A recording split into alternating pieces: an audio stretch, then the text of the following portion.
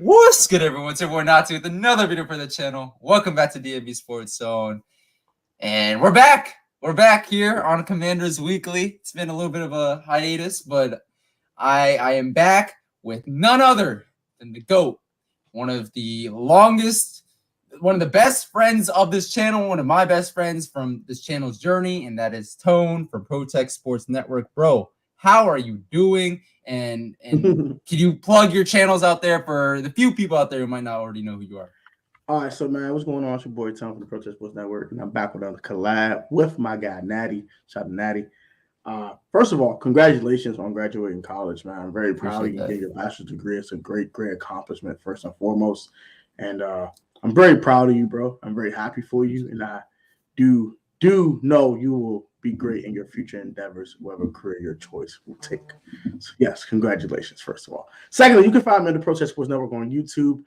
This is Protech Sports Network. Also, I do have a second channel, a vlog channel called Life of Tone. Just look up a lot to ALT with no period after the T's, by the way. So just please do not do that. It's easier to find me under the channels tab of my YouTube, of my main YouTube channel. So look up under there. Find a lot. You'll find it under feature channels. The first one. Click it. It's a picture of my face. Can't miss me. It's a picture of me. Can't miss me. Okay. Do vlogs. I do a change the narrative podcast. We talk about different things going on in the world, things of that nature as well. So a lot of different stuff on that channel. If you want like a different type of vibe, you can go subscribe to that as well. But yeah, find me the Protech Sports Network. Find me Life of Tone. Dope stuff. And I'm here with my guy Nati. Big dog Nati. Let's get it, man. Yes, sir. And shout out to the people already in the chat. Patrick West, of course, being first. Like always, Jairus's corner. Look who decided to punch in. All right. So, well, Jairus funny as a mug. I know. Before even getting to the topics, appreciate you, Tone, for the congrats on the graduation, and appreciate all the support and the congratulations on YouTube, Instagram, and Twitter over the last week. I very much appreciate it. Was just able to get back to a lot of it last night, so thank you guys so much. And without you guys, you know, this channel would be nothing, and the support has meant a lot even beyond this channel, right, in school and everything. So I appreciate that. And not to wipe that smile off your face. I can't, man. We're back. Let that man be happy. I mean, true. And we're back on Commanders Weekly. I can't wipe the smile off. But bro, first, before even getting into the Commanders stuff, Game 4 of the NBA Finals was last night. The Golden State Warriors versus the Boston Celtics. What were your thoughts on Game 4, and who do you think will eventually win this series? All right, so my thoughts on Game 4. One, it's Steph or bust for the Warriors. Like, Draymond Green is trash. Let's get him out the way. He is awful. He's been right now, yeah. He's been awful. Clay's been up and down. School, whatever. Clay still, he had like 100 major injuries. I'm not expecting him to go crazy for real. It's Steph or bust though. But shout out to the Celtics actually for making this. I didn't think this would be much of a series, honestly speaking, going to it. I thought really Warriors in 5. I really believe that. Because the youth of the Celtics, and like they might have been like they might have been ready for this type of moment. They've been in Eastern Conference Finals before. I know Jaylen Brown and Jason Tatum were rookies, and in the Eastern Conference Finals against LeBron. I know. But it's the finals. It's for a championship now. It's not for a conference championship no more. This is for a championship. So I didn't think the Celtics were going to be ready for that type of pressure. But they were. Game 1, they went crazy. They destroyed them. In Game 3, they went crazy. Like, they went ate crap on them. But I was surprised the Warriors won last night, to be honest. I really was shocked they won last night. But it was Steph or bust. Honestly speaking, I'm not too impressed with the Warriors winning the game. I said I picked the Warriors in 5 at first. After game 1, definitely changed the Warriors in 7. I'm not crazy. The Celtics came to play. I'm going to say the Warriors in 7 for now. The Celtics have to change my mind. They have to win game 5. They have to win game 5, and my mind will completely change. But right now, I have the Warriors in 7 because of Steph. He's the best player in the series. No offense, Natty. He's the best player in the series. And they had a better coach. I think Steve Kerr is a better coach than Boston's head coach. But Boston Celtics could win this series. I would not be surprised anymore. My surprise factors went away. And I actually do think the Celtics have a better team. Honestly speaking, I think they do have a better basketball team. And I told you with Tatum and Brown. Horford's been huge in this series. Derek White's been going ape crap, just hitting every free walking. Marcus Smart's been great defensively and been hitting shots when it's called upon. Robert Williams blocking everything, like just sending everything to the stands. So one of the best shot blockers in the league. When this series. He's blocking everything. But yeah, your thoughts? I know you want Boston to win the series. I understand, but right now, I'm a Steph fan, bro. I'm sorry. I like Steph. Leave me alone, bro. Like, God damn, I gotta get the hatred in there. But yeah, I'm Warriors in 7. But those are my thoughts on the NBA.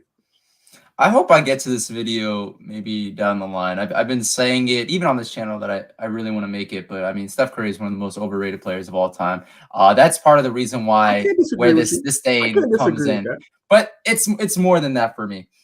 I can't believe, Tone, that you're like a fake LeBron stan, our good friend Abdullah, co-host on this channel, and predicted the Warriors winning in 5. Since late May, since this series was wrapped up, bro. I said Celtics in 7. The Celtics matched up very well to the Warriors. Warriors got lucky last night. Steph Curry went off. That was his best game. In my opinion, that was his best game of his career. You can't really hate. Better than the game against LeBron and company. He dropped 46. Yeah. I mean, if you're talking about like implications, like finals, exactly. Finals implications, the degree of defense as well. Celtics have one of the best team defenses of all time, if we're going to be honest, right?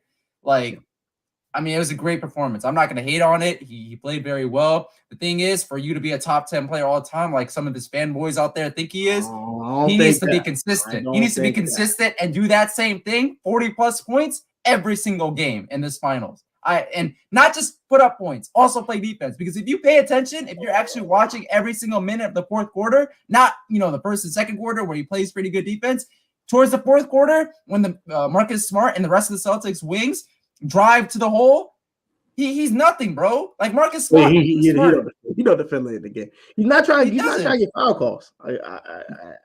No, bro. There's no excuses though. He can't foul them. Like, there's no excuses. My thing is it's understanding why he should be playing defense. I agree with that. My thing is, I mean, I think we all agree that he's a great player, all-time great. But my thing is, when it comes to the overrated stuff and all that, like, it just stems from a lot of people putting him in their top 10 all time. And for me, you cannot be top 10 all time. That's fair. I put him in my top 20 as well. But I mean, sorry, but maybe. But I definitely think KD's better than Steph. I hope you agree with me on that. Obviously. I mean, a lot. Well, it will surprise you, Tone, the amount of people on Twitter who were like, KD wouldn't have won a championship if it wasn't for bro. This man was 2 Finals MVPs. He's clearly the best player on the Warriors team, and the Warriors would not have won those championships if it wasn't for KD. They begged for KD to join them after LeBron and the Cavs defeated them from down 3-1.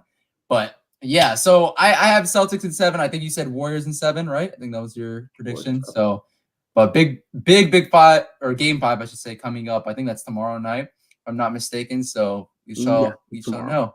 You shall know by Monday. But yeah, that's it for the finals talks. But I want to get into the biggest storyline from the week. It didn't just make local news; it made national news.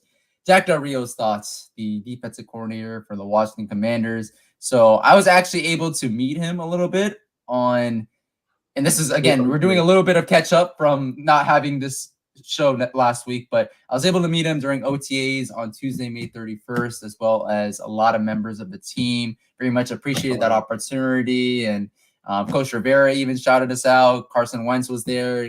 I definitely gained a lot of respect for him personally, just from our conversation. And but Jack Del Rio specifically, thoughts on what he had to say, the penalty that he had to incur because of his comments, and whether Coach Rivera sent the right message with his remarks yesterday.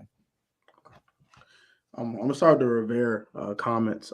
He did send the right message with the comments. I definitely agree with Rivera completely on that one. I definitely agree with Ron. Was the punishment fair? No. Should be fired. Should be fired. And not because of the comments. Hear me out. He's not a good defensive coordinator. Doesn't do his job.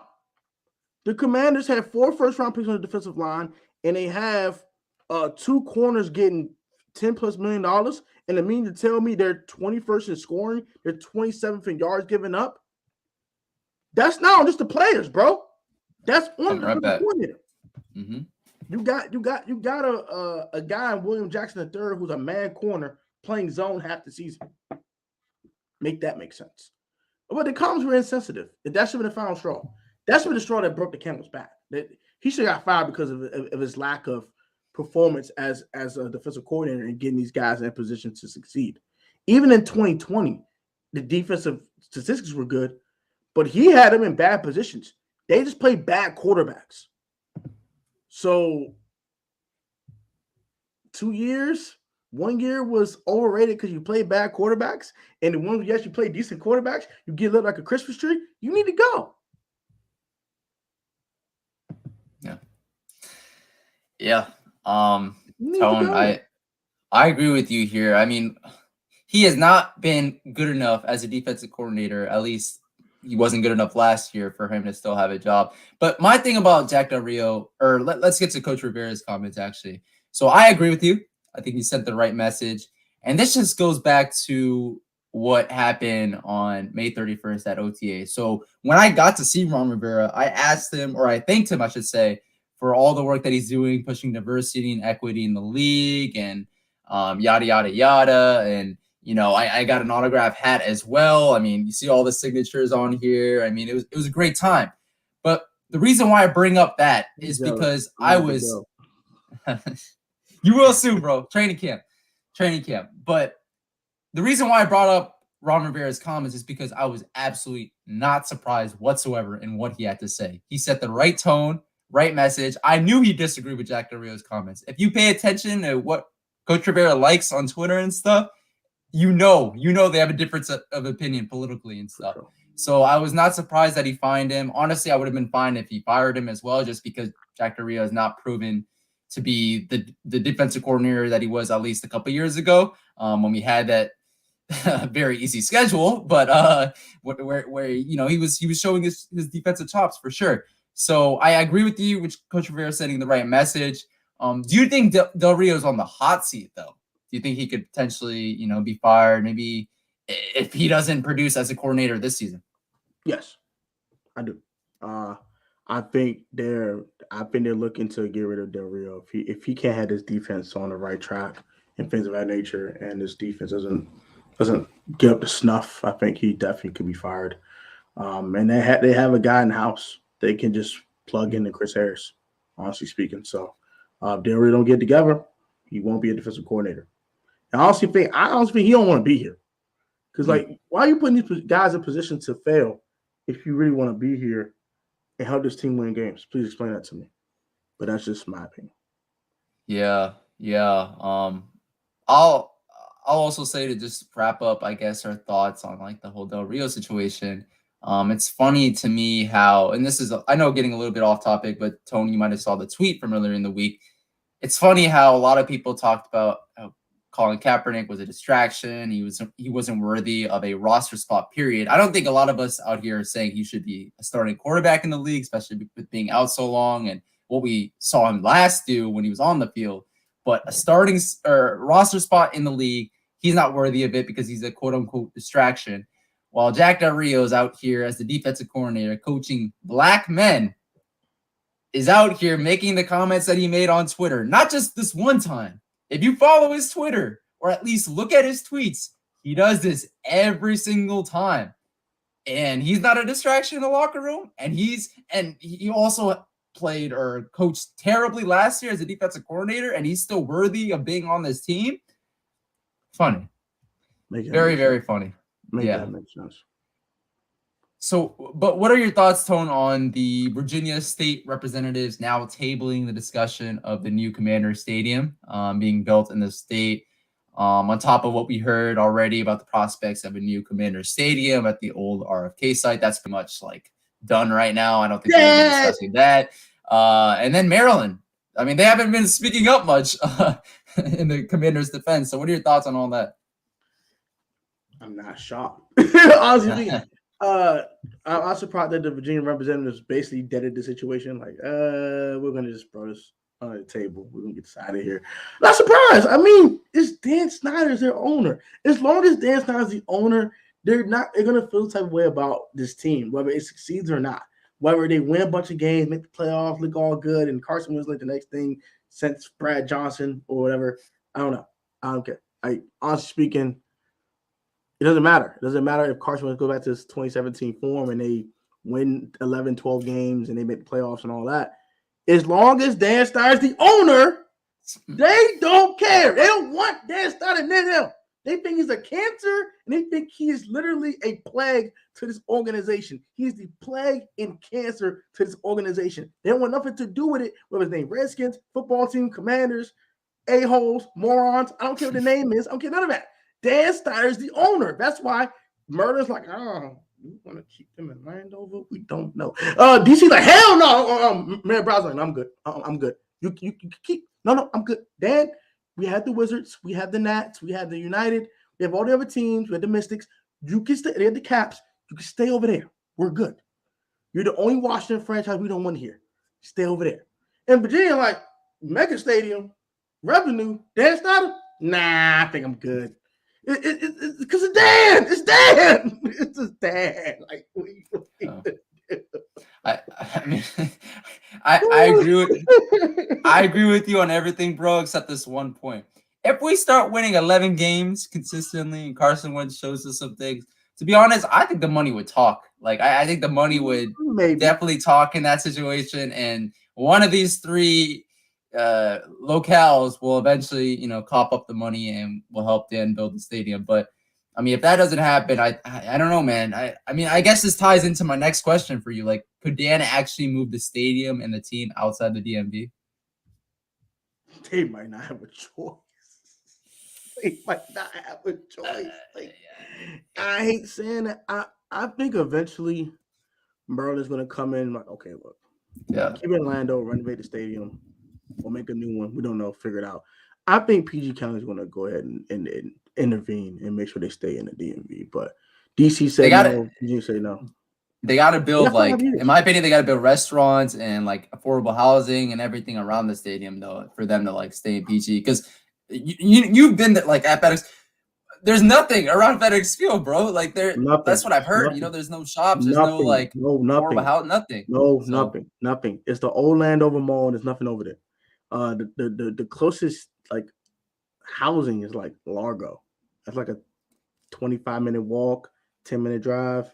There's nothing around FedEx Field. It's literally nothing. It's literally just the field, and that's about it. We should turn the boat and build a state. Turn the boat in. So turn that big old house he bought in. How about that? Virginia. Yep, out here, and I think we'll give you this house. We give you this house. We build a stadium. That cool? You better figure something out, but bro. I don't know. It's crazy. Like nobody wants it. And I mean, do you fault them? Like literally everybody's angry at Snyder from different angles, bro. Like you got like I said this before, and I'll say it again. With how polarized the times are, especially in this region, the DC area, right, where politics reigns supreme, everybody despises Dan Snyder. You got the people who are mad still about the name change. You got the people who are mad about the sexual harassment allegations. You got the people who are obviously mad about all the losing over the last 20 plus years. I mean, I think we can all agree that nobody really likes Dan Snyder, right? At least among the fan base. And I don't know, man. No one likes that fool. Yeah. We just tolerate this fool. No one likes this man. If you like him, you're weird. You're weird. I mean, I've seen a couple of people out there, but not, bro. They are. It's like 98% despise. Yeah, like it's crazy. They like him. They're weird. Let's just say. Yeah, for sure. Or both. I mean, I don't know, man. I don't know, but I do want to get into some on the field talk with you, bro, because I think that's the most exciting part of this team right now. What excites you most from the OTA's training period thus far? Jahan Dawson's development. Honestly speaking, he's catching everything, not dropping anything. Like I said, I told everybody I was a big Jahan guy. I'm Same. a big fan, so I do know Jahan very, very well as a player. I like Jahan. I thought it was a little early. We did draft him. I still think it's a little early, honestly speaking. But I do like his development. I like what he's doing. And the chemistry with him and Wentz are great. Another thing I do like is actually Cole Holcomb's leadership. That's something no one's really talking about. He's taking Jamin Davis under his wing and helping him develop and showing him the ropes and things of that nature. I like what he's doing with that. And I think another thing I do like is Deron Payne's professionalism. I know everybody's like, "Oh, he's being unprofessional. He's not good at team games." Oh, shut up. Oh, shut the heck up. Shut your mouth. The man is coming to work. He don't got no new contract or nothing. What you want this man to do? You want this man to give us everything and don't have no long-term security? You crazy, lost your mind. At least he's coming in and working out and being with his teammates and being with the guys. I respect that. So those are two underrated things I really like, and one thing that's kind of obvious, which is the whole Jahan Dotson thing, and Brian Robinson's development too as well. I like what he's at the table. And hush, hush, Sam Howell learned that playbook. QB2. How? Get Nero off out of there. Yeah, I'm just saying. Bro. I'm sorry. I don't want to be a Taylor Heineke hater. I'm not a hater of Taylor Heineke, bro. Just the story needs to end sometime. Okay, dang. Yeah. But on your Brian, it's all good, bro. On your Brian Robinson point, bro. I mean, I agree with you. I didn't even mention this, but just like being at OTS and stuff, bro, this man's is like gigantic, bro. Especially compared to like the other running backs, Antonio Gibson. Antonio Gibson's a big man too. He's like 6'2", 220-ish, right? Something like that, 6'1", 220. And J.D. McKissick, is not the biggest of guys, but like seeing Brian Robinson in person, bro, 200. It's crazy. Seeing Brian Robinson in person is crazy. And seeing Carson Wentz, I think we've all talked about this, right? Like the size difference between Wentz and Heineke, it's crazy. But Wentz and I agree. Wentz and Howell as well. Yeah. But I agree with you, man. Jahan Dotson. I've been on the Jahan Dotson train since maybe a couple nights after the draft party because, I also thought maybe they picked him a little bit higher than expected. But after watching some film and just like reading up on him, bro, he's the real deal. He's the real deal. I mentioned it in my draft recap video. The one title, Stop Sleeping on This Draft Class. Jahan Dotson was the number one reason why, bro. I'm telling you, I think he's going to be a stud for us. I really do.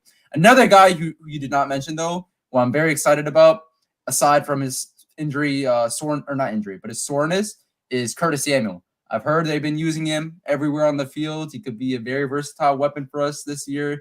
The type of versatility that we needed on this offense last year, he might bring to us in 2022. I'm excited for Curtis Samuel, and as long as he stays healthy. I want to see him healthy first. I want to see a preseason game first. Facts, for sure. I'm taking a wait-and-see approach with Curtis, but I'm excited too. For sure. And LF says someone said AG was a little nicked up. I think it was a hamstring injury, right? Yeah, it's his hammy. Yeah. Yeah. But I don't think it should be a big deal. It should be fine. Yeah, for sure. Okay, on the flip side though, what concerns you the most from the OTAs period thus far? There gotta be something. Carson Wentz brought a little too many picks for me. So I'm playing ain't that bad. I'm just trolling. Yeah. I think my concerns honestly are Curtis Samuel a little bit with the soreness, a little concerning. He didn't play much last year. He played with 3 games, and this year, he got having some soreness. What's up with that? Curtis? I mean, he's getting back into the group, so it's not a major concern. Antonio Gibson's a major concern for me though, because he's getting nicked up a little too much for my liking. I'm kind of actually glad we drafted Brian Robinson now, which we kind of drafted Remack a little later, but it is what it is. Bro, I mean, that's pretty much a 4th round pick, bro. It was like a compensatory pick in the 3rd round. Third rounder, yeah. Like 2 or 3 picks before the 4th. Yeah, it's fine. Whatever. Could got Isaiah Spiller a little later. I actually like Spiller a little bit more. But Spiller's a little smaller, and Brian Robinson likes to tank, so I understand. But Gibby's a little concerning, but it's not too many concerns. I am tired of distractions. That's my number one concern. Just stupid distractions like the whole Deron is unprofessional. B Mitch going off about Del Rio and Del Rio's I like an idiot. I'm tired of distractions. Can we just stick to freaking football? Can we just do that? Can we just do that? Like, that's my number one concern. Can we just stick to football, bro? Like, that's my number one concern, honestly speaking. But on the field, not really. I have no concerns on the field, honestly, right now. We did have like one on the field distraction, the scary Jeremy Reeves collision, and that's crybaby stuff. Brown doozy and on the ground. It's crybaby stuff. It's football. Okay. I mean, Rivera was pissed off about it. Showed that this team does not have discipline at this point. Remember? You heard his comments? Brian Mitchell made a good point. Hey, look, I was concerned about it at first, too, until I watched Brian Mitchell and JP Finley's show, and I said, he has a point. It's football. It's going to happen. You want these guys to play fast? That is going to happen.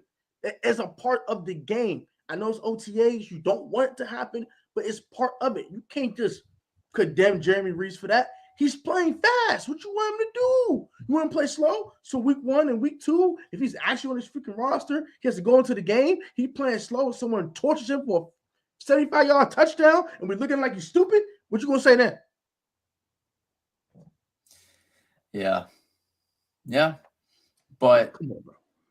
I will say, in terms of what concerns me the most, and I think this needs to be talked about more, is Chase Young's injury update. So from the Washington Post, I'm going to read it for you guys word for word. Standing on the turf field, Young pointed to a scar on his left knee and offered new details about the injury and his recovery. During surgery, he said the famed sports surgeon, Dr. James Andrews, who we know from the RG3 situation, used a graft from his left patellar tendon to reconstruct the ACL in his right knee. This differs from an ACL repair, in which the torn ligament is reattached to the bone and often comes with a shorter recovery. And then there's mention about how Logan Thomas injured his left knee, I think it was a couple weeks later than when Chase Young sustained his injury, but they're on the same timeline because of the fact that Young has had to deal with the whole graft situation, and he's had to essentially recover from his left and right knee from the surgery. So given all of that, I mean, if he's on the same injury timeline as Logan Thomas, who I think is going to miss a couple games maybe to start the season, can we confidently say that Chase Young will be ready come week 1? The superstar player that a lot of people think he is will be ready come week 1?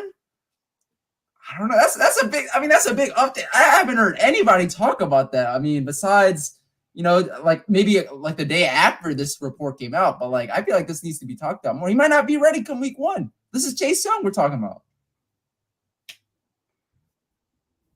Got that? Speaking, if it was me, even if I heard that, I'm putting him on the pup list. I've not stated on the channel yet per se. Yeah. But I talked to my father about it. My dad talked about it very briefly, and I was like, I'll just put him on the pup list. I wouldn't take a chance. You got Tiz, guy Ubad off the bench. You can go pick up another veteran defensive end, like Ryan Kerrigan or something, and on a 1-year deal, and just like, look, bro, you gonna start these first couple of games, bro. You gonna get out here, bro, and you gonna thug it out, bro. I don't know how you gonna look, bro. I don't know how you gonna look, but Tiz, John, I gotta hold it down about 6 weeks. It is what it is. I gotta do it. And honestly, I mean, Montez was our best pass rusher anyway. So, honestly speaking, I'm not saying Chase Young's not a huge loss for 6 weeks. I'm not trying to downplay it, but I'm going to publish. I'd rather be healthy than him trying to do the whole RG3 thing. Oh, ready for week 1. All in for week 1. I mean, he just like a shove himself that was even worse than last year. Like, what's the point of that? So, I'd rather put on a pup list. Okay. First 6 Roger weeks. Smith agrees. Let both get healthy. I don't know, man. I mean, we still, in my opinion, I agree with you, Tone. We definitely, if Chase Young is out for the first couple of games, we need to bring another defensive end in because I don't know, man. I'm not confident in the group. I'm not confident in the group right now without an additional player there. And they might add someone. There. But I also want to get into the last question of this, this sort of questioning, and that is, have there been what are the surprises for you thus far in the OTAs period? I know this might be redundant if the things that you're most excited about are the surprises, but maybe something else that has surprised you from OTAs thus far. Cole Turner's development's been kind of surprising. Bro, same wavelength. I know I made a video. I know people gonna curse me out for it and get mad. I don't really give a crap. I did say that Cole Turner has a chance to be the next George Kittle. I've said that. I've compared to George Kittle. 5th round picks. Both my 5th round picks. Both of them came from like smaller schools. Both of them are very, very similar in like stature and very similar skill set outside of the blocking. Of course, I know I've heard that 100 times, but I think as a receiving tight end specifically, he could be a George Kittle 2.0 eventually. Not right now, not rookie season, maybe not his sophomore season, maybe the 3rd season in the league might turn to that. But I like his development a lot. That's been a big surprise to me. I think another surprise for me, actually, De'Ami Brown, actually, been a surprise. To see him bulk up some muscle. If you're going to watch his YouTube videos on his YouTube channel, he's had a bunch of workouts, things of that nature. Like he's gained about 10 pounds of muscle. I always said he was light in the tail when he got drafted. Too light in the tail, boy. Too light in the tail. You're gonna get pressed. You're gonna throw you down like a little rag doll. He's like, I got thrown like a rag doll a little too much. I'm going to put this muscle on. So I won't get like a rag doll anymore. So De'Ami Brown and Cole Turner's development has been great. Pedarian Mathis, I'm not a fan. I've said this. Watch my videos. I do not like the pick. I still don't like it, but he's been a slight surprise to me as well. So those are kind of my surprises for real. And I would want to say Curtis staying relatively healthy, brought the OTAs, besides the little soreness, has been a slight surprise. I thought they would kind of like hold him back and let him kind of chill out a little bit, but he's made some plays and looked really good. And AGG switching to tight end and looking okay might be another surprise too. That's a good point. The AGG one. I don't know how I forgot about that, but yeah, I mean, he's looking okay at tight end. I will say LF, you and I all agree. Cole Turner is probably the number one surprise right now. I think he could be a pretty solid piece for us, especially because Sammis Reyes, when I was out there at OTAs, he was riding the training bike, during the entire OTA period that I saw him at. So, I mean, Cole Turner might be what a lot of fans thought Sammis Reyes might be for this team last year. Not me, because I wasn't high on Sammis Reyes from the beginning, but some fans thought, they looked at his athletic attributes, thought he was a physical specimen, and he could turn out to be a very good player for us. But Cole Turner might end up being that guy.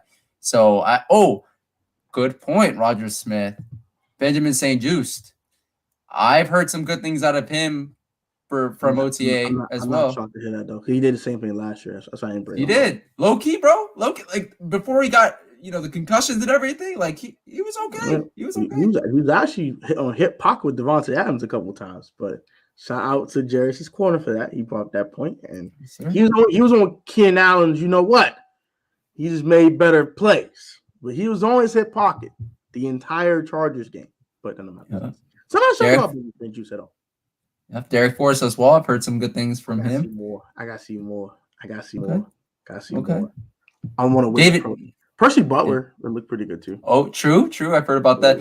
Bobby McCain. Have you heard much about Bobby McCain? No, I have not heard anything about Bobby. Nothing bad, nothing good. Just you don't hear nothing. That means that's a good thing. It means he's not doing nothing bad, honestly. I can't forget.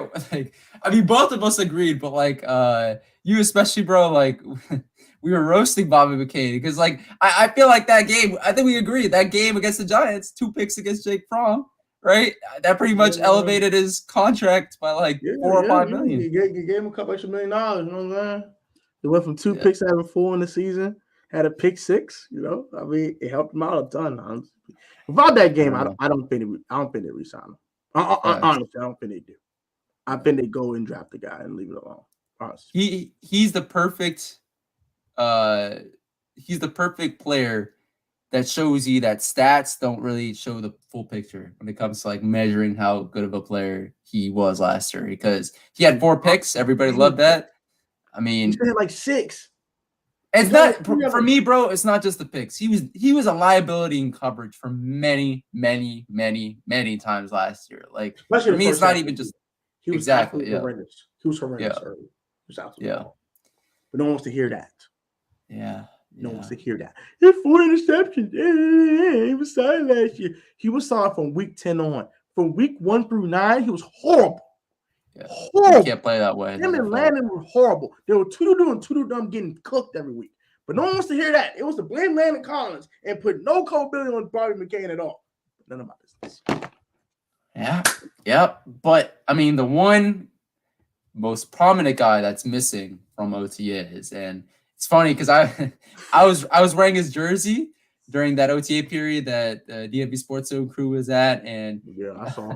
It was so funny because I was like, jersey with the McLaurin in the back, bro. I was like to keep him in our hearts, during this OTAs period to make sure that we keep him top of mind. But Terry McLaurin still not at OTAs. Thoughts on whether he's going to sign an extension here in DC, the timeline for that extension, and also how much. Okay. So before AJ Brown got paid, I thought it would happen either prior to the draft or right before training camp. It's going to happen like Jonathan Allen's happened, right before training camp or the first day of training camp. It's going to get done. I don't see Terry McLaurin not being here. They cannot get him the Kirk Cousins and Brandon Sheriff situation with the double franchise tags. We cannot afford to do that. He's too valuable to this team. But it's a team's game. One man shouldn't take the show. Oh, shut the hell up. Look, it's Terry freaking McLaurin. He's one of the best NFL receivers in football. Don't at me. The best receiver in the NFC East. Don't at me. I don't care about AJ Brown. I'm tired of foolishness. And it's Terry McLaurin slander. He never stay healthy about that. But Terry McLaurin is going to get an extension. I think it's going to be 5 years. And it's going to be pricey. It's going to be very, very pricey. I'm going to say AJ Brown got 400. I'm going to say 130. Yeah, that's about right. 90 million guaranteed. 70 million punt signing. That's how I see it. $70 million once he signed that dotted line. I think they'll arrange it to where they have like a dummy year to where they kind of lower the cap number a little bit. And they front him most of the contract immediately as like a signing bonus. So it won't hurt the caps, but so much. If you know how to make the numbers dance, you know how to pay your guys. Look at the Rams. They just paid Cooper Kupp, Aaron Donald, Matthew Stafford on one offseason. But they still have cap space to mess with. But we'll get into that a little bit later, Tone. We'll get into that situation a little later. But yeah, I mean, I think it's 5 for 130. So that's like 26.5. It's gonna be pricey. It's gonna be pricey. Yeah, I mean, I agree with you on everything. I think it's gonna get. I've been saying this throughout the offseason. I think it's gonna get done right before training camp, just like Jonathan Allen last year. It's going to be about 24-25 million per year. I think that's about right. Maybe 26. We'll see. But yeah, man, things are getting pricey, and the longer the Commanders wait, as in they franchise tag him this year and try to go through that route, he's only going to go up in value because this is going to be the best quarterback that he's had, the best receiver that Carson Wentz has had. And yeah, so I might as well pay him now, right? I feel like now is the perfect time. But yeah, man, we need Terry. We did not bring Jahan Dotson in to be our wide receiver one out the gate, right? Like we brought him in to pair with Terry McLaurin because we've gone almost 4 years now without a solid number 2 receiver alongside Terry. Dotson's gonna be that guy. We got Curtis Samuel. We had a legit number 2 receiver since 2017. Let's go further back than that. So yeah. Roger Smith here. The 5-2 front will allow the secondary and the linebackers to be aggressive. I want to see more blitzing from Jack. He's too conservative at times. We're not talking about just politics here. Pressure from the middle. Lots of play from QB. Yeah, I mean, yeah, I know, Roger. You always talk about the 5-2 front. I think that's how they're building the roster. I mean, why did they draft Adarian Mathis? I don't think they just drafted him to be a rotational piece that they're gonna, bring in maybe 25% of the time. I mean, they could put Mathis. Yeah, they could put Mathis out there with Payne, Allen, Sweat, and Young when healthy. That could be your 5 on the defensive front, and then obviously Holcomb and Davis, hopefully improving off of last year. That's probably gonna be your 5 too. Honestly. Yeah, I can see that.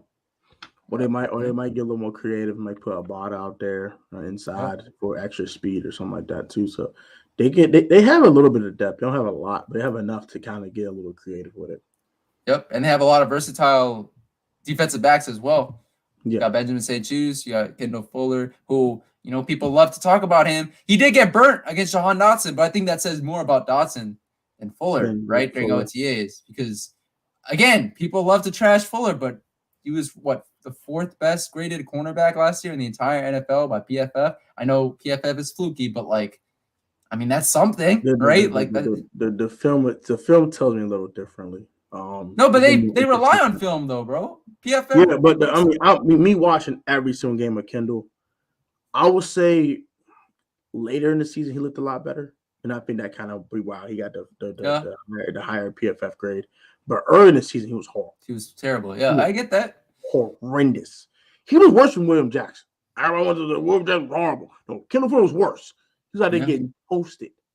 I think second half was. He was a big reason why we got to, to be 6-6. We had that 4-game winning streak, and our defense improved in the second half of the season. But shout out to everybody who's joining now. Awesomeness Sports and Hawk TV as well. Yes, sir. Yes, sir. Davis will improve. He's in the right position now. I hope so. I don't know what took them so long to realize that he wasn't a Mike linebacker. Tone, what are your thoughts on Jamin Davis? You think he's gonna have a big second year? It kind of depends. You spoil a video, make you spill stuff. I feel about That's what I do. All right, so quick synopsis. I'm not going to spoil it too much. I do expect Jamin Davis to be a lot better week year 2. I do expect him to be a lot better, but to have like a crazy, retarded 125 tackles and 5 picks and him just being a menace, nah. But he'll be a lot better. I think he'll be in a lot better position to succeed. He won't be out here getting toasted by Robert Tonyan for touchdowns. He will not be out here looking lost in the sauce and coverage like 80% of the time. I do think he's going to be a lot better. I do believe James is going to be a lot better. How much better is it depends on his development. And it depends on Del Rio being better calling plays too. It's a lot of factors that goes into it, but I think he will have a lot better year 2 than year 1. Yeah, the game will slow down for him a little bit too. Facts. He has, he's always had the athletic attributes. It's just, it's between the ears, right? In terms of reading offenses and trying to fill in the right gaps and everything. Hopefully he'll do that. I think Darian Mathis, I know you don't like the pick, but I think Darian Mathis is going to help with that because, we've been complaining a lot about needing a guy in the defensive interior that could stop the run. Darian Mathis could do that. And by stopping the run on the defensive line, he might be helping the linebackers, right? Because they don't have to just focus in on that every single play. But I hope Davis has a good second year. He wasn't like atrocious last year. He showed some good things, flashes, but it wasn't consistent by any means. And hopefully he can bring that consistency next year. Heck no. I do want to see him blitz him more though, because I saw a play against the Eagles when they blitzed him, and he immediately got to the ball carrier. Was another instance versus, I want to say that was where we played in week 5. It was the Saints game, and they blitzed him, and he actually got the Kamara for a loss too. So there's a couple of times I saw him get fourth down. Davis fourth down. Remember that? Yeah, fourth down play with the Bills too. So it's been multiple times they actually blitzed him last year. He was super effective. I think they should do that more often. Also, I think that they need to use his short area quickness more. Like put him in cover versus tight ends and not against receivers because receivers have actually been toasting that boy. Just put him on tight ends and not tight end named Robert Tonyan because apparently he gets cooked by Robert Tonyan. So anyone not named Robert Tonyan, I think he'll be fine. Or Travis. All right. We don't. All right. Yeah. Fat Mike here, if healthy, this offense will be top 10. So now we're going to get into the guy who's currently manning the quarterback position. Carson freaking Wentz. Commander Carson. Okay. Because everything about this offense relies on Carson Wentz this year and how well he does. So what are your thoughts on what we've seen out of Carson Wentz in OTAs? And I asked Corey this. I asked a lot of people this, but what is a successful season for Carson Wentz this year? Okay, so what about Carson in the OTAs? He looked pretty solid. Not great. He should have he's looked good at times. He's had his bonehead decisions to pick the corn elder. Also, the couple picks to Kendall Fuller. Shout out to Kendall Fuller for being in position to make plays, by the way. It's not on Wentz being an idiot. It's just Kendall was also there at the perfect time and made a play. So you saw Rivera? I think it was Rivera who made the comment that I don't know. It might have been Rivera's. Somebody else on the coaching staff said like Ben Fuller just is one of the best they've ever seen in terms of being able to read like passing concepts and everything, and always being in the right position for like potential interceptions. And I think that's a fair statement. The last couple of years, yeah, because he's got a bunch of picks. So he does know offensive route concepts a ton. So I do agree with that. As for a successful season for Carson Wentz, making the playoffs. Number one, getting those 7 seeds in the NFC playoffs. The NFC is weak enough. I don't want to hear excuses. Oh, what about the Rams and the Bucks and the Saints are coming and the Packers bumped Devontae Adams. And the Vikings, what about Kirk? Yeah, we play Kirk this year. Yeah, we want to take care of Kirk out of the team. But I don't want to hear that.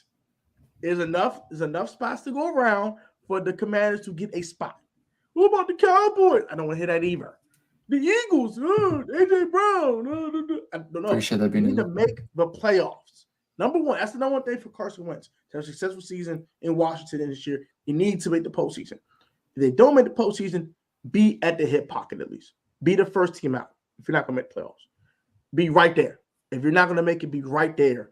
At least say, hey, we really compete for a playoff spot. Was right there. We just couldn't finish the job. I'm fine with that. If you're tied with a bunch of guys, bunch of teams, and they own the tiebreakers, you don't. Okay, fine. But at least compete for a playoff spot. Be right there with these other teams. But really, should make the playoffs. You should make the playoffs. Number 2, I don't think any statistics specifically. He had 27-7 last year. Didn't make the postseason. So, what you want him to do? Go 35-7? Like, what you want him to go? Just absolutely ape crap around the league and just light up like Christmas tree? We talked about statistics not showing the full story with players. Yeah, and telling people out there. And he had some bad weeks. The Patriots game was horrible. 5 for 12 for 58 yards and a pick.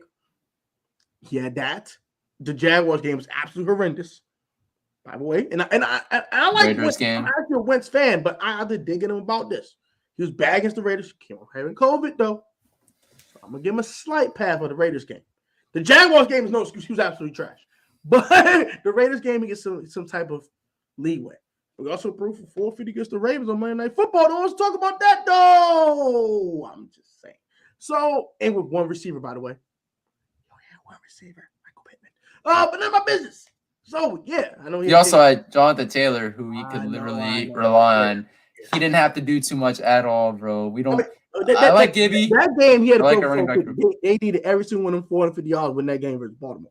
It was down 21-3, and Jonathan Taylor was getting shut down. So, but there were many games when Jonathan Taylor was literally their entire offense and carried them to wins. The Bills game. But it was games that Carson stepped up and made plays and actually quarterbacking too. So no. In those games, Jonathan Taylor had 67 yards, especially early in the season too. He was in that game against the Rams with Matthew Stafford because of Carson Wentz. They had him in the game because of Wentz, not because of Jonathan Taylor. Now in the mid part of the season, once he got it going, having 150-yard games and 200-yard games and all that, yeah, I'll give you that. But early in the season, Wentz kept them boys competitive. He really did, honestly speaking. So I think that Wentz will be just fine here. He has the most weapons he ever seen in his life. In Philly, he didn't have this many weapons, and even in Indianapolis. Oh, offensive line, Jonathan Taylor. Okay, cool. What receivers he had to throw the ball to? Honestly speaking, he had Michael Pittman in Indy, and he had Deshaun Jackson for 5 games. Well, who he had to throw the ball to? It was talking about the Eagles now? Alshon Jeffrey. Past his prime? Past his prime. Like, be honest. What 1,000-yard receiver, seriously, besides Alshon Jeffrey? I'll give you that one. I'll give you that. Outside of Alshon, what did he have besides Michael Pittman? Honestly. Like, honestly speaking. Like, seriously. He was thrown to Zach Pascal last year. He was thrown to Paris Campbell that can't stay healthy. He was thrown to Nelson Aguilar, Jalen Reagor. Are you Greg Ward? Are we serious today? But we're going to put the blame on Carson. Fulgham. Travis Fulgham. No, I gotta say his name just because the DMV connection. I think he's from Travis Fulgham. Yeah. I know. No, I'm joking. I know. Let's be honest, Daddy. So I expect Carson to be solid. I'm not as down on Carson as the media is. Always one word or me. Football. Oh, you're not as down on him as me as well. That's fine. That's fine. You can be down on Carson all you want. Okay, I don't care. I think he's a middle of the road quarterback. 15, 16 best quarterback in football, 14th around that range. That's what I think. He's a average to above average starter. He's nothing great, but he's not that bad as everybody thinks he is. So if everyone give me stat predictions, I'll give you something, I guess. Brady 750 yards, 28 touchdowns, 9 picks. The Commanders go 9-8, and they get the 7th spot in the NFC playoffs. Bro, that's a successful season for Carson Wentz. You know what's crazy is that's probably my prediction for how the season is going to go out this year, like for Carson Wentz and for the team. I've been saying 9-8. People are like, Nati, why are you so pessimistic? Well, look at the schedule that we have. It's so easy. I also know the team that we have, guys, and I know the organization, and I know that whenever we have expectations, exactly, and we're going to win a game that we're not supposed to win. And that's going to balance things out, and we're going to end up being 9-8. I think we're going to make the playoffs. I think we're going to lose in the playoffs in the first game. But I think a successful season is about 3,800 yards, 28 touchdowns, and single-digit interceptions, right? Maybe 9 interceptions. I think that's a successful season for Carson Wentz. My only thing is the reason why people like to say I'm down on Carson Wentz, I'll admittedly say it, is just because, I get it. We have a better offensive skill group around Carson Wentz total, right, than the Colts had last year, right? Although the Colts had the better single weapon, and that was Taylor in the backfield. But my worry is that Carson Wentz is going to have some good games early in the season, and we're all going to think, oh, this might be the answer at QB.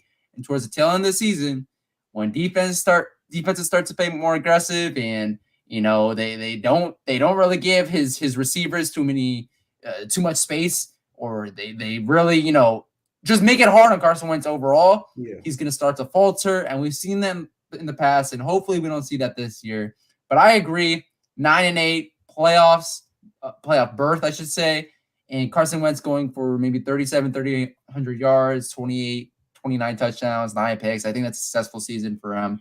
I just want to see us get to 9 or 10 wins, man. Anything less than 9 or 10 wins, bro, is a disappointment for sure, especially if you get to 7 wins for 3 straight years in a row, even with the 17-game schedule. But yeah, Roger Smith, everybody likes to talk about the pass blocking, how it was horrid from the Colts last year, bro. They had the 3rd best rush blocking line in the league last year. Carson Wentz was not asked to do much whatsoever the entire season. Jonathan Taylor was their offense the entire season, and was the reason why they even got to 9 wins, in my opinion. He was for most of the season. He was their entire offense. Also, think about it this way: Carson Wentz was brought in to be the answer at QB, or at least a major improvement, the guy at QB over a 39-year-old about to retire Phillip Rivers the year before. That same Phillip Rivers team with the same options on offense, with actually a rookie year, Michael Pittman Jr., went 11-5. Last year, the Colts behind Carson Wentz with 9-8, even with Jonathan Taylor, Michael Pittman Jr. being in their second years, having a year of seasoning, Jonathan Taylor being the NFL's leading rusher. They still went 9-8 last year. Guys, I want to believe in Carson Wentz. I said this at the top of the show. I went to OTAs May 31st. I actually got to talk to Carson. My respect level for him on a personal level, like character-wise, went up completely. I know I've talked a lot about the reports out there about Carson Wentz not being a good guy. Honestly, I just think, because he's so strong into his Christian faith, which I completely 1,000% respect, maybe that rubs off a lot of people. Maybe that's why, we get all this rumors about him not being good, like being a great teammate or whatever. But honestly, he seemed like a very good guy, very genuine guy. For me, my criticism lies on what he has shown on the field the last couple of seasons. This is not the Carson Wentz of 2017. In my opinion, we're not going to see the Carson Wentz of 2017 this year. We're going to see something like last year, right? Something like last year where he puts up some good stats. So, like a Kirk Cousins-like year. Puts up some good stats, but ultimately doesn't get us to more than maybe 9 wins. Like that's my opinion. That's what we're gonna see out of Carson Wentz this year. We might get to 10. It depends how maybe. But back to my. We always said that about Kirk too. We're gonna get to 10 wins potentially. We were always at 8 or field goal and Josh Norman getting burnt away from 10 wins in 2016. That wasn't Kirk's fault. Our defense isn't like top 3 like right now. Like I mean, could have the same excuses come the end of this season saying our defense doesn't show up. No, I'm not. No passes for this defense. You got 2 corners getting paid $10 million a piece. You got a 3rd rounder that we think that's gonna be amazing if healthy, and we have 4 first-round picks on the defensive line. I don't want to hear excuses. And you got a first-round linebacker and a 5th rounder that looks like a freaking 2nd, 3rd rounder at linebacker. No excuses. Oh, and a 7th round safety that looks like a really good safety in Cameron Curl, by the way. So no excuses. None. No.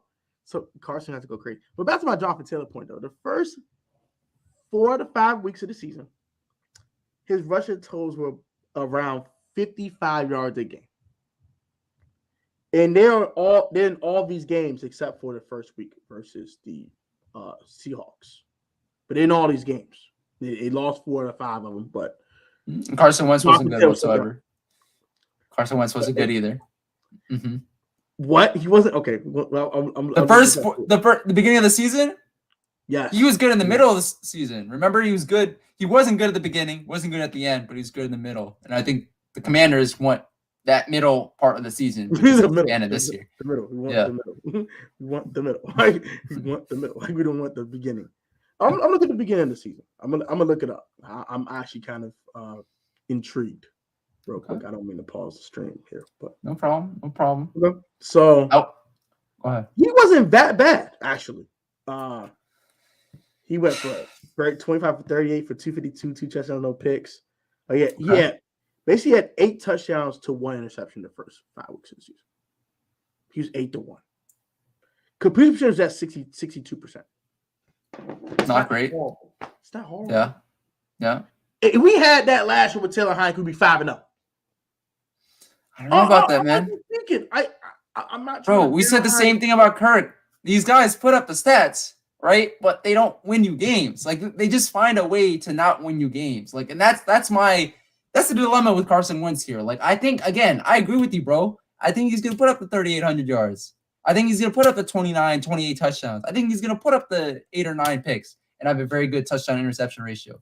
But the problem is we haven't seen a Carson Wentz like winning performance, season-long winning performance in since maybe 2019 when the Eagles, I think, barely made the playoffs, right? At the end of the season, he was they won reason why. All 4 and they beat a bunch of innocent opponents, yes. Exactly. Yeah, I think maybe 2019, but 2020 wasn't great with the Eagles. 2021, he was. I know he's 16 touchdowns, 15 picks, but even then, like again, I'm using my point against me. I'm not just talking about the stats. Also, the Eagles were like 5 and 11. What was their record? It was bad, right? 4-11-1. Okay, last year the Colts were 9-8 off of an 11-5 season the year before with literally the same roster and a 39-year-old. About to retire, Phillip Rivers. I mean, a rookie year, Michael Pittman Jr., rookie year, Jonathan Taylor. I mean, I'm just saying. I'm just saying. I kind of understand where you're coming from, but I'm just saying. I will say that that defense wasn't the same. The Colts defense gave up the 8th fewest points. A lot of guys did get hurt. But the Colts defense gave up the 8th or 9th fewest points in the league last year. People forget that. That's true. That's true. Okay. Stay woke. But I'll give you that. I'm just saying. Again, we're all rooting for Carson Wentz. For all the people out there who are going to be in the comment section saying, "Nati, what are you talking about? You're a Commanders fan. What are you saying? Jump off the Commanders, Bo. You can never be critical like this, bro. I am a Commanders fan through and through. I think it says a lot that us young people are still fans of this team when this team has given us nothing back. But my point here is that I have my doubts about Carson Wentz. I hope he proves me wrong. I 1,000% hope he proves me wrong. But I'm going to have these doubts until proven otherwise. And with that, we're going to move on to 2 more topics before we wrap up this show. So the second to last topic, thoughts on the Rams, man. You kind of touched on them earlier, but dishing out one contract after another, just throwing money everywhere. I mean, now I think it was a 3-year, $80 million extension. They just handed out to the NFL's leading receiver last year, Cooper Kupp. I mean, is this salary cap real, bro? No, it is a myth. It is a big old myth. If I keep telling everybody, oh, money to pay Terry, make it work. The Saints were $100 million over the cap going into the offseason. Mm-hmm. The only thing they lost was Teron Armstead because he didn't want to go out to New Orleans. They could offer him that deal, but they chose not to. They lost Marcus Williams. Okay, whoop-de-doo. They signed Marcus May and they got Tyrann Mathieu. None of my business. The Rams just signed Aaron Donald, Matthew Stafford, and Cooper Kupp to all extensions. And got Allen Robinson. Is the salary cap real? No, it is not. It is not. And did you say Bobby Wagner? Sorry. And Bobby Wagner. Yeah.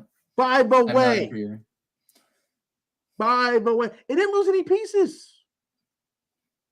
Any major ones.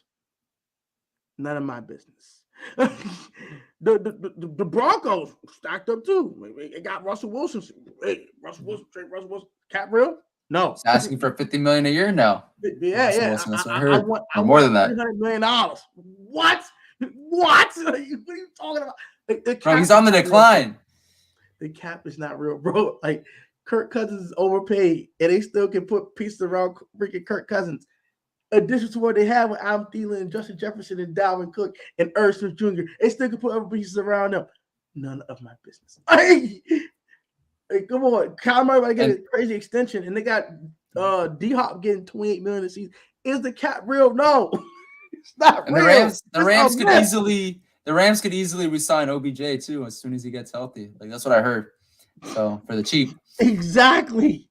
Is the cap real? No. Don't forget Stafford. He's getting paid a lot of money too. The quarterback. He's not on a rookie contract. Matthew Stafford. He's getting $40 million a season. Aaron Donald about to get 30. Cooper Kupp about to get 27, 28. And they still have Allen room Robinson, to add 16. Allen Wagner 10. They paid Jalen Ramsey. 20. Like, bro, they're kicking out all the money, and yet the cap is not real, son. They just manipulate the cap. Like that's why I'm like, you keep saying Terry McLaurin's gonna get this big contract, it's gonna hurt us. If you know how to make the numbers dance, you good, bro. Like, thanks. Call Eric Schaefer back. Call Eric Schaefer, the money man, the money man. The money man. But I agree with you, bro. I mean, it's just crazy. I've been loving how the Rams just approach things though. They tackle, they just like go for it, bro. And I love that. LeBron said it. Like I love it too. Like I love how they just go for it, and they got a championship off of that last year. And honestly, I think them and the Bills, in my opinion, are the 2 favorites this year to win the Super Bowl. So we shall see, bro. We shall see. Last question that I want to get to is a big one. Are the Washington Commanders really headed in the right direction? And are Coach Rivera, Jason Wright, and co. really the right people to lead the supposed turnaround? That's an excellent question. That's a tough one, honestly speaking. I think they are going in the right direction, honestly speaking, outside of them not getting rid of Jack Del Rio. But I think they're going in the right direction. Jason Wright is a really good team president. I think he does cap about a few things, but a lot of things he says cap, but it's fine. It's fine. Overall, Jason Wright's pretty good. I'll give him his credit. My Chicago brother, don't criticize my guy. That's my guy. He cool. He cool people. He's cool. Yes, and as Chicago would say on phone him, he cool people. He cool people. Phone him. Cool. Yes, Cool. Yes, sir. But.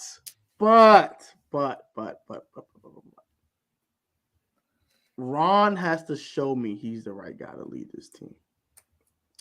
The jury's still out. I can't say yes or no. That's fair. 2 straight 7-win seasons, one with a needle arm court at the Camp Robo and 35 yards and a bunch of COVID and all those situations. And pass rushers who don't want to use correct gap discipline and things of that nature. And the first year, they made the playoffs off a bad division. So I can't really say he is or is not the right guy for the situation. Sorry to cut you off, Tone. You can continue after this. I just want to say one quick thing because you mentioned COVID. Has COVID left? Are we done with? Is it just me or no? When we start getting to the colder months of November and December, I could easily, God forbid, but I could easily see another COVID outbreak happening in the NFL because it is colder, and COVID, in my opinion, has become a seasonal thing where every single fall, winter, we're gonna have to be dealing with the same problem. No, but my thing is like this is my thing. From now on, I'm sorry, but we can't use COVID as an excuse. Like COVID's gonna be affecting every single. From last year. No, I'm just saying though, like.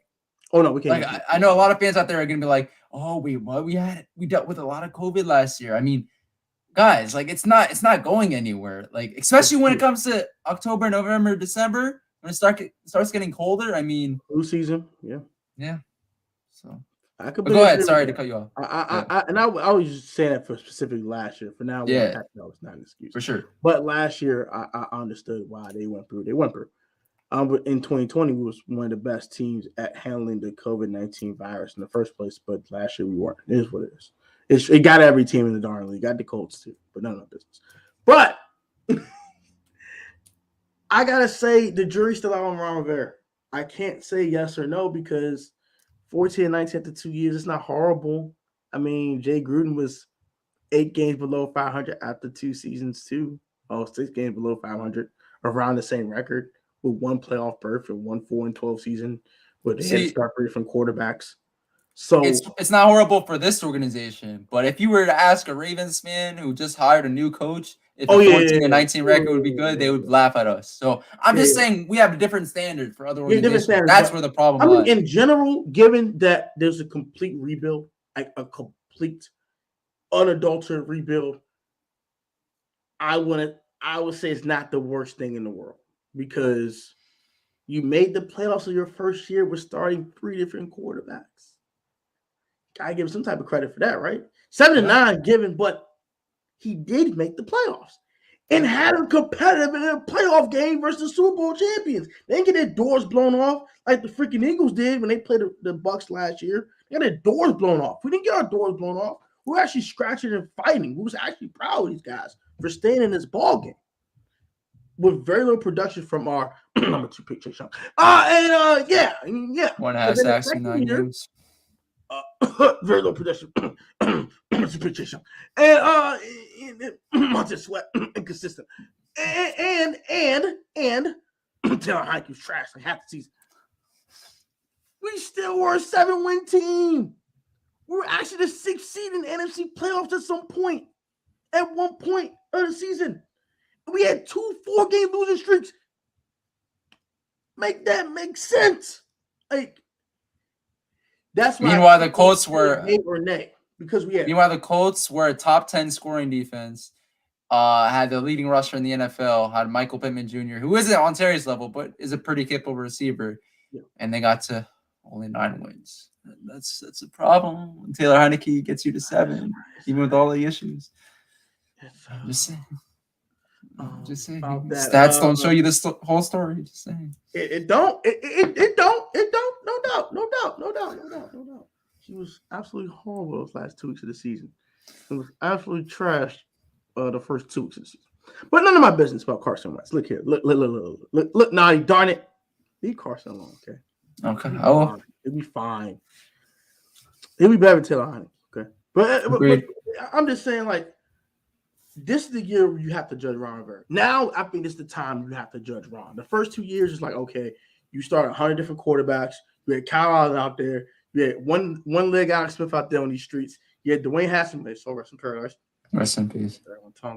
But you had Dwayne Haskins Jr. out there who was not good. Let's be honest. So rest in paradise, but he just wasn't good. And then you had Taylor Heineke. He had a great playoff game. You started him all last year, and he had his moments, but he was up and down. The team was up and down. And we won 7 games with all the injuries and all the forces going on in this organization as an organization. And also the things going on with the team, all the injuries, COVID, and all that good jazz, and bad quarterback play. Let's call it what it is. At times, Taylor Heineke was absolutely incredible. At times, he was absolutely trash. And at times, he was okay. But Panthers game is amazing. Yeah, Panthers game is amazing. He was incredible. I give us credit. He was on one at times. Whoa, Taylor, what's going on here, buddy? Cam Sims touchdown through like 2 defenders. Yeah, like whoa. Like, he threw that touchdown pass at Cam Sims in the Panthers game. Like, you couldn't throw that any better. Like, he'll make throws like that, but he throws like nasty interceptions in the game in double coverage against Kurt Samuel being 5'10". That's why he's a good number 2. He's a good number 2. That's why he's a number 2 quarterback for now. Until Sam Howell takes that job. But yeah, I just think that Ron, this is the year to judge Ron. If you want to say this is what Ron is and we need to move on or we need to go get a younger voice and all that, this is the year to judge him. This is the year. Yeah. Just the year to dig in his tail and say, okay, Ron's the right guy, or F this, get him the heck out of here and go hire another guy. This is the year. This is the year. Because he has all his guys here. He got rid of all the Jay Gruden guys that he didn't want. Got rid of all them. Got rid of all of them. Well, get him out of here. Get him out of here. Get him out of here. Got all them guys about it there. He got his guys in the front office. He got his homies. Got his little posse, his little yes men or whatever you want to call them. He got his little homies in there. He got a gang in there. Now this is your time to shine, Ron. It's your time. You gonna shine like a star, or you gonna go out like the wind? We'll find out. Ooh, great way to end it. Washington Command Center. I get it. Wentz did not have a lot of things going for him, although he did have some things going for him. The jury's still out on Wentz. The jury's still out on Coach Rivera, although I respect him and we had a great combo OTAs as well.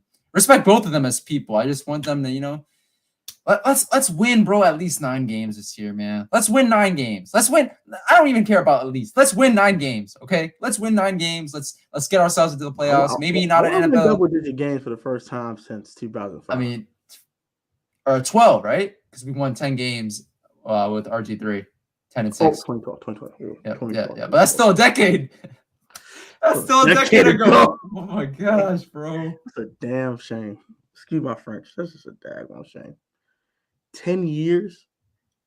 Now I remember 2012 was yesterday. I was at PG Community College trying to get my associate's degree. I think it out of 4-year college. Now 10 years later, we still not won 10 games since. Bro, you know what really irks at me is that it feels like every single week this upcoming season, they're probably going to be like, oh, on this date 10 years ago, RG3 did this. On this date 10 years ago, we went on a 6-game winning streak, or I think it was 7-game winning streak. On this date 10 years, like, Alpha Boys had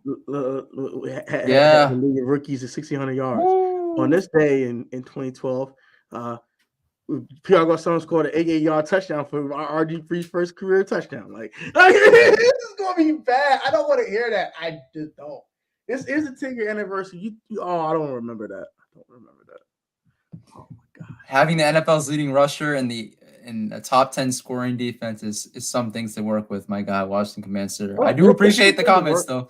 I appreciate the comments. Michael Pittman Jr. isn't too shabby at all. Remember, the same weapons that Phillip Rivers had the year before, they went 11-5. A 39-year-old about to retire. That literally the month after they finished that season. Phillip Rivers, 11 wins, 16 game schedule, 9 wins, 17 game schedule for Carson Wentz. I'm just saying. But yeah, I have them going 9-8. Tone, you said 10 wins, 11 wins? Okay. 9. Okay. We want them to win more. Things can change. They might win. Things can change. I might go up to 10. We'll see, depending on this offseason or the rest of the offseason. But Tone, thank you so much, bro, for joining me on this return of Commanders Weekly. It was a great one. Great one for sure. Yes, sir. I made sure to link your YouTube channel in the description for all those out there who might not already be subbed up to you. You are a great YouTuber, great content creator, and more importantly, a great friend. I appreciate your support, bro, over the last 2 years, and we're only going up from here. And any last thing you want to plug before we sign off? Hey, congrats, man, for graduating again. I mean, everybody comment congratulations in the comment section. I very appreciate it once again. And I say go subscribe to the Protech Sports Network and done so, and subscribe to A Life of Tone. Really dope stuff. I have a bunch of content on the way for that channel as well, and a lot of exposing certain things in the world, the music industry. It's going to be fun. It's very fun and very entertaining. Okay. So, I have a 3-part series on my channel there, podcast. So basically, expose the industry for the things they do. I will not disclose too much on here. Just go ahead and check that out on the Life of Tone channel. And also, Protech Sports Network, I have a video about Jamin Davis coming up on Monday. And also, we're going to end that Terry McLaurin slander. We're going to stop this. So, yes, sir. I'll be uploading on Tuesday. So, Commanders fans, come pull up to those videos. I very appreciate that. Now, we're starting my Fallen Skin series again with all former Washington Redskins players and giving their story about how they were as a Redskin. Starting that on Thursday at 8 o'clock, and now we'll be on Jason Campbell, former Washington Redskins. Yes, sir. 2005 NFL draft. So, a lot of other stuff coming up on both channels. I appreciate Natty for having me plug that in before I get up out of here. And shout out to Nati, man. College graduate. That's the appreciate that, bro. Appreciate that. Thank you so much, bro. Proud of your journey as well. And, bro, like I said, we're only going up from here. Washington Command Center, though, bro, you're only proving my point. 600 yards for Pittman. A rookie year, Michael Pittman Jr. A rookie year, Jonathan Taylor, Phillip Rivers, and the Indianapolis Colts. Pretty much the same roster. Wins 11-5. Went to the playoffs 11-5. 39-year-old Phillip Rivers about to retire. Proves my point. Washington Command Center. Thank you so much for the comments, bro. Keep it going for the next live streams, the next videos. I love this interaction for sure. But thank you so much, Washington Command Center, for joining. Thank you so much for Patrick West. Roger Smith, just gonna get to everyone. LF, Captain JR, Fat Mike, B Nizzle, and Talk TV, Awesomeness Sports, David DC, as always, Jairus' Corner, Casper Hill, Queen Sheen.